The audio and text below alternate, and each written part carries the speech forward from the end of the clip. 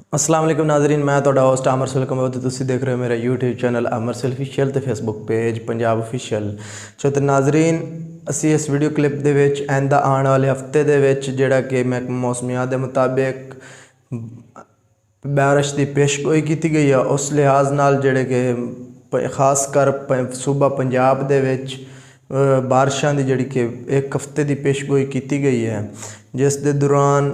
काफ़ी ज़्यादा जोड़े कि इजला ने जिन्हों दे विच बारिश आने के बहुत ज़्यादा इम्कानात ने, जिस दे विच है कि अपना मुख्तलिफ जोड़े है कि इजला उहदे विच मुल्तान, बहावलपुर, खानेवाल, दूसरा विहाड़ी, इस तरह काफ़ी जोड़े है कि दूसरा हाफजाबाद, जेलम, चिनाब, खुशाब, तो इस तरह काफ़ी सारे तकरीबन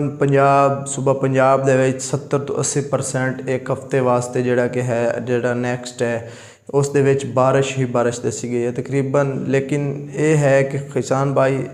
जी अपनी कटाई दे अमल है उन्होंने खास ख्याल नाल कटाई करन, ताकि उन्होंने जी है कि फसल की कटाई के दौरान अगर कोई बारिश वगैरह का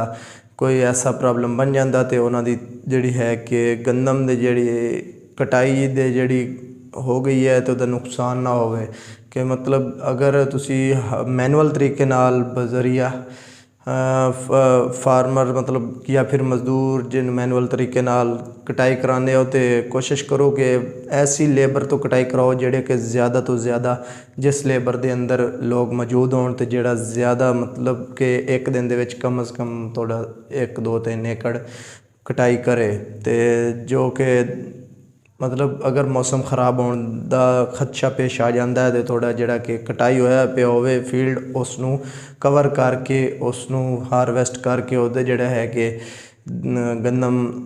दे जोड़े दाने ने उन्होंने अपना जोड़ा कि किसी भी महफूज जगह पर मुंतकिल कर लो। बाकी जिस किसी ने दोस्त ने रैपर वगैरह ते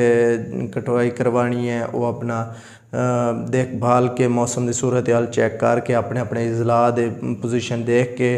ताकि कि अगर कि बारिश की सूरत हाल कोई बन जाती है तो कोई मुतबादल तुसी उहदा हल सोचियो या होवे,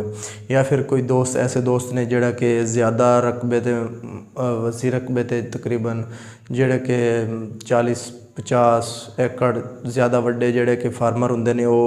ज़्यादा सतह ते काश्त की हुई है तो उन्होंने इस टाइम गंदम मुकम्मल तौर पर मिच्योर हो चुकी है, तो वो दोस्त तो तकरीबन हारवैसटर ते ही कटाई करवाएंगे गंदम की, तो लिहाजा उन्होंने भी मौसम की जी कि आइंदा सूरत हाल आ उन्होंने मद्देनज़र रखते हुए गंदम की कटाई करवानी चाहिए है। तो कोशिश करो कि हर चीज़ के बारे आगाही रहे ताकि कोई भी आंदा आने वाले खदशात नुकसानात तो बचा जा सके। तो उम्मीद करदा थोनू ये वीडियो अच्छी लगी होगी। तब तक अपने होस्ट अमर सुल को इजाज़त दो। अगर तुसी इस चैनल पर नवे हो तो चैनल को सबसक्राइब जरूर करो तो बैल आइकन को जरूर दबाओ, क्योंकि साड़ी हर आने वाली वीडियो जी है कि वो थोड़े तक सब तो पहले पहुँचे। पाकिस्तान जिंदाबाद।